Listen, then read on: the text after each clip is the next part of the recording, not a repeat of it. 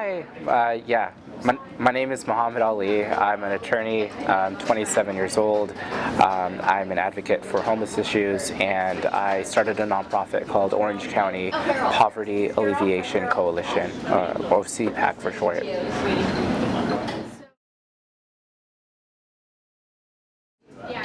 I've been involved in homelessness issues for my entire adult life. The reason why I decided I was going to go to law school was to advocate for people that don't often have representation. I feel like my best possible contribution, that I can make with my life would be to help advocate for people that don't have a lot of representation, don't have a lot of resources, don't have a lot of power on their own, and to sort of advocate for them and to empower them and to understand that they can fight for themselves, that their rights do matter, and that they can make a difference if they speak out on their issues. So it's my job as an advocate to empower the people that I'm trying to advocate for.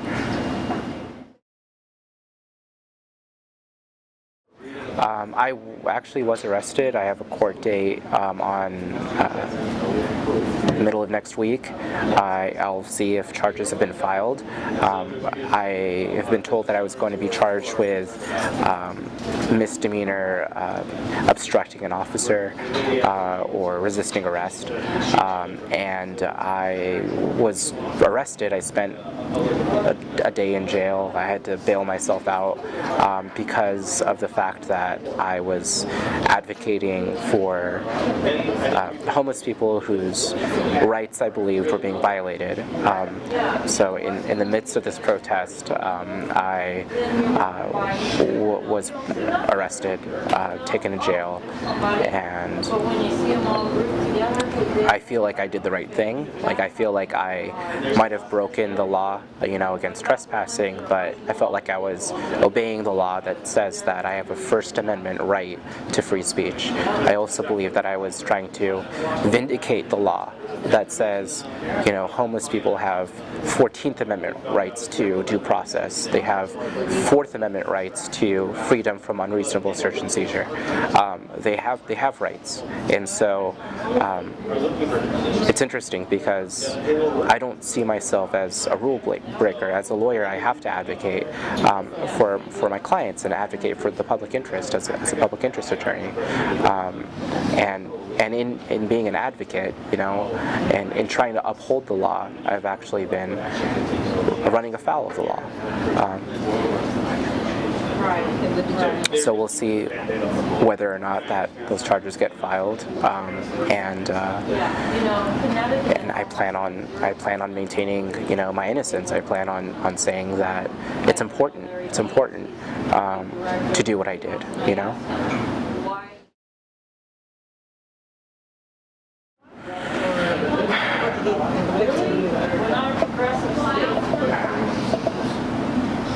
The day that I got arrested, I was protesting the county's actions in what I felt was destroying the property and harming people.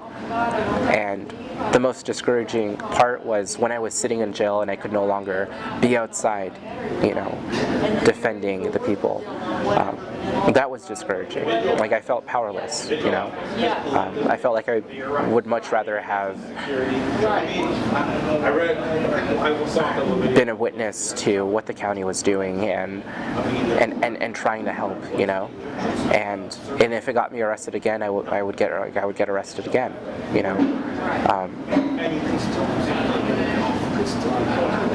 That particular day was hard. That day was hard. What happened after was very redeeming, because what happened after was first the ACLU of Southern California filed a lawsuit, and then the Elder Law and Disability Rights Center in Orange County filed a lawsuit, and the Orange County settled the ACLU lawsuit. They lost the first step of the the Elder Law and Disability Rights Center's lawsuit. So twice the county got sued over the actions that I were protesting. So that was empowering. And as powerless as I felt and as discouraged as I felt at the time, I had faith that our Constitution still has meaning, even if it gets violated, even if my rights were violated, or the homeless people's rights were violated. Ultimately, I'm a lawyer, and I believe that the law can be used to defend people's rights, and you go before the court and you make your arguments. And so far, it's working. I have a heart. I want to be something. I know construction. I know electrical. Yeah, I think we've already seen positive results from the two lawsuits that were filed. I mean, first, the ACLU's lawsuit was able to establish that people were being fenced in, essentially, by the county. And so the county, settled with the ACLU and addressed that concern. The second lawsuit was about people who had property, and that property was transported, 30, 40 miles away, which is like maybe a 2 or 3 hour bus ride, and you had to make an appointment and you had to call in advance in order to be able to get your stuff, and the people's possessions weren't being respected. People's right to their property, that right was being violated, and that right is now being vindicated. That lawsuit is proceeding, and I do see that ending favorably for the people that we're advocating for. And I think that the longer the county spends on fighting these lawsuits and spending resources fighting the homeless and fighting their advocates, the longer they do this, the more money they spend, on these actions, and maybe that's an incentive for them to actually fix these underlying homelessness issues. Maybe that's an incentive for them to look at providing housing for homeless people. A housing first model is the best practice across the country. Countries have been able to almost eliminate their chronic homelessness population,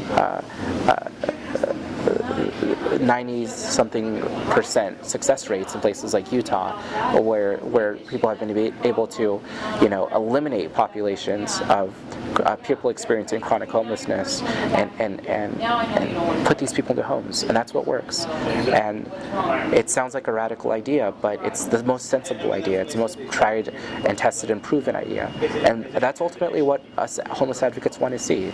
We want to see homeless people in homes, and the court can do that. The county can do that. And when we take the county to court, the county's more likely to do that. The county starts to understand that it can't just let people, have their rights being violated. It has to actually help them.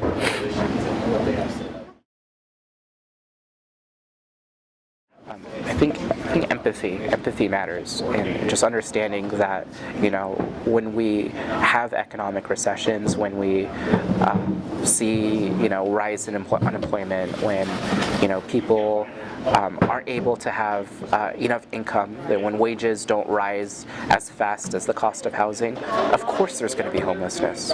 Of course there's going to be homeless people, and it's not because they've chosen to become homeless. It's not because we suddenly have more people that want to be living on the fringes of society, or they're making this decision. No, we're seeing rises in homeless populations because we see the cost of housing climb faster than the wages that people are able to take home. So yeah, that's what causes these increases in homelessness. I mean, are substance abuse problems and mental health issues also an issue? Yeah, and some of them don't start until people have gotten their homes foreclosed on and lost everything, and then they've developed the substance abuse problems because they're numbing themselves from whatever from whatever they have to deal with living on the streets, which is a lot. It's police harassment. It's not knowing where your next meal is coming from. It's feeling cold. It's walking around all night to keep yourself warm. It's being unsheltered. It's being looked at, constantly and always being under the public eye. And just have empathy. Just have empathy. Like that's not something. That's not something that shouldn't come naturally to us. It should come naturally to us to care about people, and I mean, just talk to people.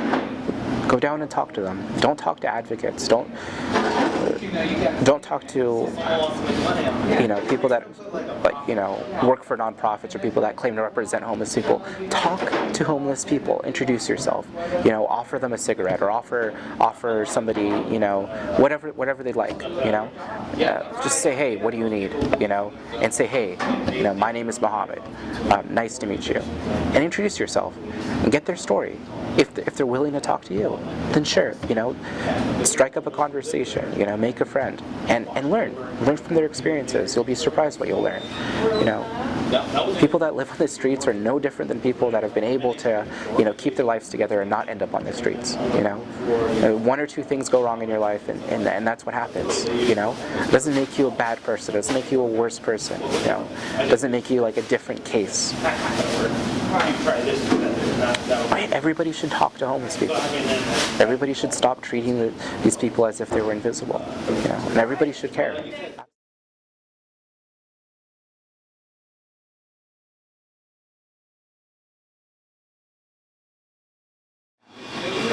What I would encourage people to do is to, again, sort of introduce yourself, say, hey, my name is Mohammed, how are you? It's nice to meet you.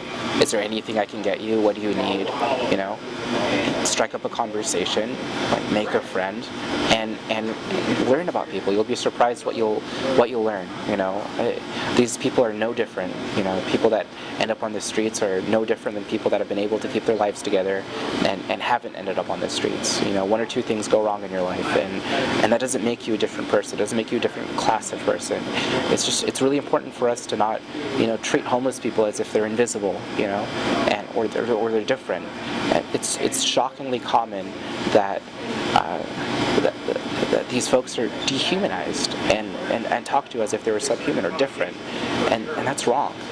We talk about homeless people negatively almost all of the time, and anytime they're mentioned, and we paint them with the same brush as people that have substance abuse problems, or people that have mental health problems, or people that have behavioral issues, or people that choose to commit crimes, or people that don't belong in society. And you got to understand that you can't make these generalizations about people ever, not in terms of race, not in terms of gender or sexual orientation, and certainly not in terms of whether or not somebody's been able to hold their life together and have a home. And you can't generalize people. You have to be able to individualize them and to relate to them as people.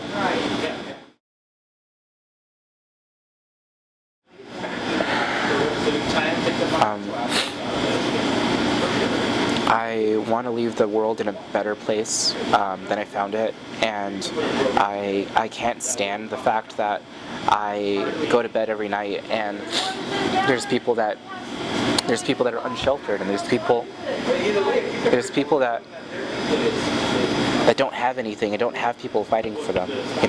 There's a need there, and that's what I'm trying to fill. And the worst part and the most important part is empowering these people to feel like they belong, to feel like they're no different. That's the most important part. So not to feel necessarily like that they need help, but that they need to be empowered, to feel empowered, and know that they can help themselves, and know that they're no different. Know that all the negative ideas that are expressed about them and that they begin to internalize about themselves are just wrong. That's the most important part. And that's important to me because it needs to happen.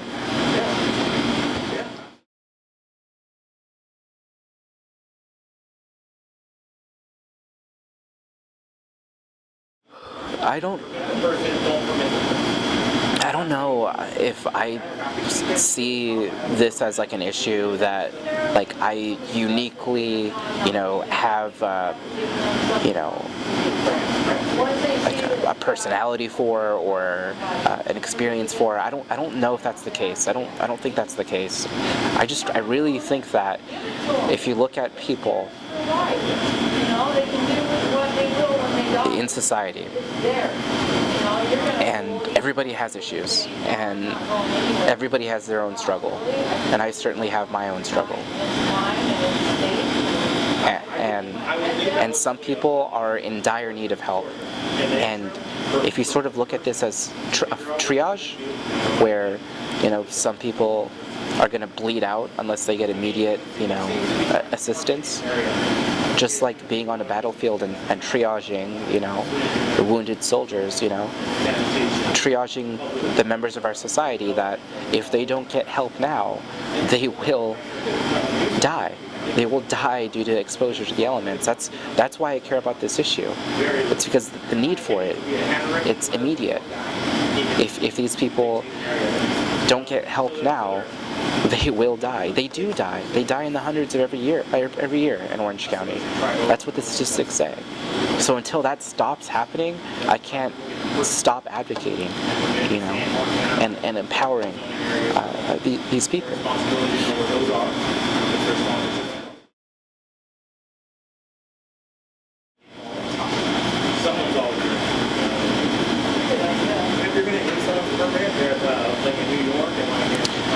Whatever skill you have, whatever you have to offer, whatever your strengths are, give. Giving is the most important thing in life. And whatever your strengths are, whatever your biggest gifts are, that's what your biggest potential gift is. And we all have different talents. We all have different strengths and weaknesses. So think about what you have to offer and give that. And that's what will give your life the most meaning. At the end of the day, that's what will give your life the most meaning.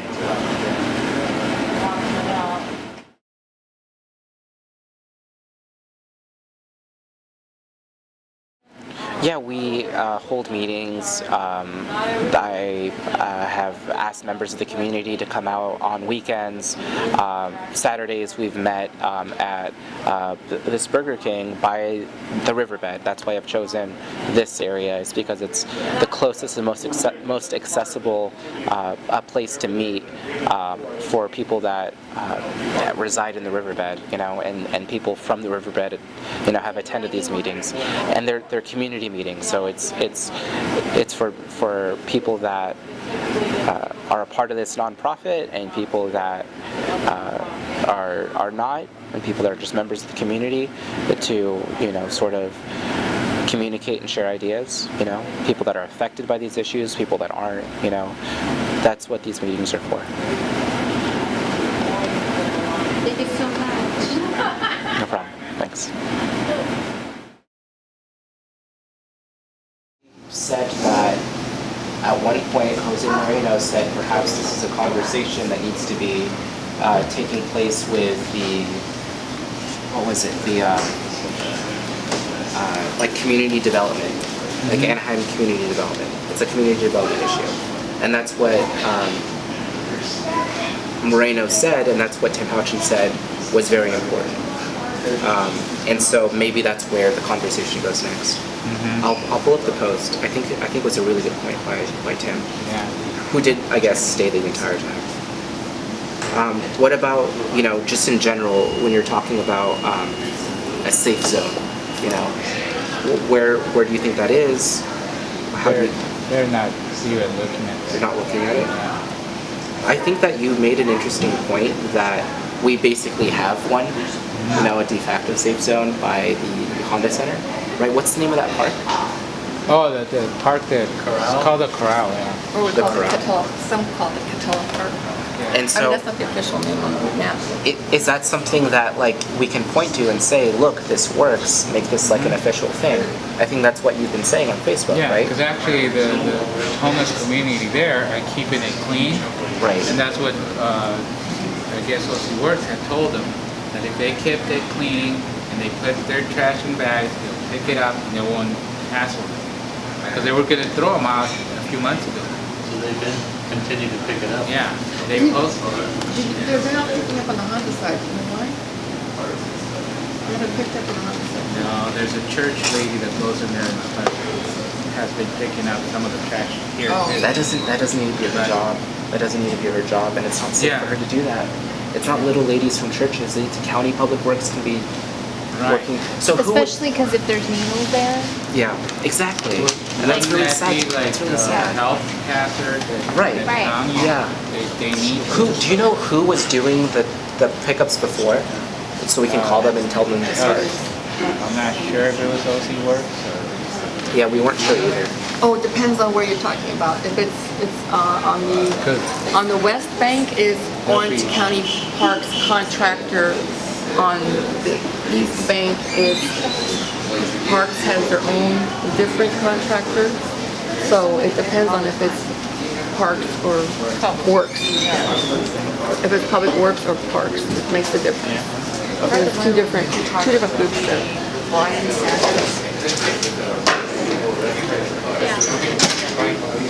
Huh? I mean, bring your bicycle. Oh yeah. You're waiting. Bikes are come on. Oh yeah. Well, there's no Amber. bike right. It's still over there, but one of the tires. The nameplate disappeared. Yeah, but it is very distinctive, so that might be why it's not getting taken. It wouldn't get very far. So I mean, I think that's a really interesting point. That if we can say, yeah, the corral is essentially operating as a safe zone, why not sort of institutionalize, this as a safe zone? I can see them like They have precedence issues is a with big that, word. too. Last month there was some meeting that Lou and I went to, and he spoke out over there at the German restaurant, right? And they had several people, and I'm chief of police, and I forget the lady's name who she was, but she read this thing, and I'm not even sure if it was Washington State or what, where they had set up a safe zone, and then all the legal issues and how it didn't work for them. So she was basically saying, we're against this. The page Orange County Poverty Alleviation Coalition, and so that's where all of our events and updates. I'll definitely upload. I haven't done this in the past, but I will upload minutes from this meeting since there was like a lot of great I think collaboration and ideas, and sort of create this to-do list and see who wants to take initiative and who can best contribute to what. So Kimberly handles all the politics, and I will. Politics and media. Politics and media, and yeah. So yeah, thank you very much.